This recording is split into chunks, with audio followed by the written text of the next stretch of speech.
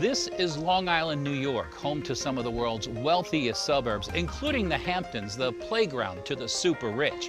But far beneath this ground is a chemical contamination plume created by decades of industrial waste dumped by an aerospace giant.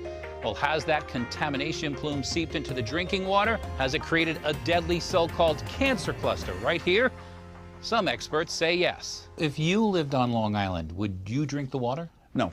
You're telling me that the water here is hazardous to our health. Correct.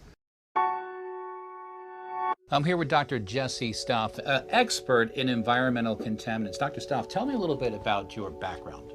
I'm a clinical immunologist, and as such, I treat people with very severe diseases, advanced autoimmune diseases, cancers, immune deficiencies, and the like. What's going on Long Island? The problems with water on Long Island go back decades. It goes back literally to the 40s and 50s when they were spraying DDT all over the place and the pesticides are leaching into the aquifer.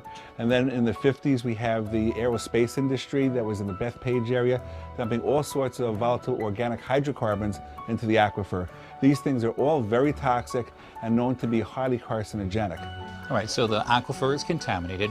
Why don't they just fix it? Well, there's only one aquifer for all of Long Island, and it's very difficult to fix. Because as these chemicals leach deeper and deeper through the soil and percolate into the aquifer, it spreads laterally through the aquifer, so there's no one point where they could actually strain the water and clean it up easily. Number two, we have a secondary problem. The water still goes through a very old infrastructure in a lot of places, such as New York City and in New Jersey, and it sits overnight in pipes that have lead solder joints, and it picks these heavy metals back up into the water. So when you turn on the tap first thing in the morning, you're getting a cup full of very toxic stuff. You have arsenic, mercury, cadmium, lead, zinc, certain forms of chromium, all of which are very toxic.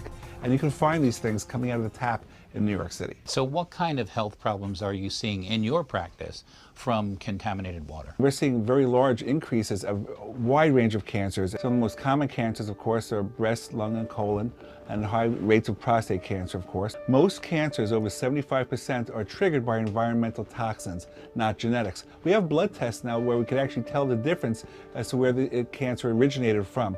So when we're dealing with somebody with an environmentally triggered cancer, which is most of my patients, it's very, very important to clean up their personal environment. How big a problem is this in America right now? It's a huge problem.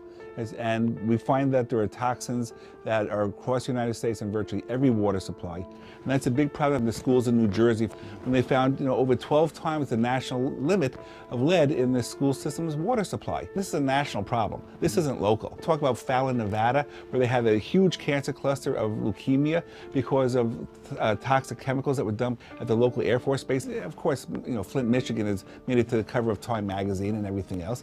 But it's a problem all over the United States. It's all a problem all over the world. This is a huge problem. Well, what about those people that say, well, you know what, I boil it, before I use it, so it's fine. Okay, well, when you boil water, you actually concentrate some of these toxins. And the reason for that is that whatever toxins are in the water, as you boil off the water becomes more concentrated. You're boiling some of it away.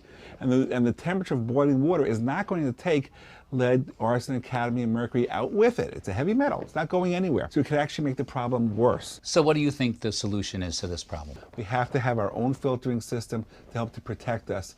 There's no place left on planet Earth where there's pure water because of the air pollution and the rain washing these toxins back into the water, our lakes, our streams, our aquifers. It's all polluted to some degree. We have to take responsibility and filter and take care of our own water. Dr. Stoff, thanks so much for taking the time to talk. My pleasure.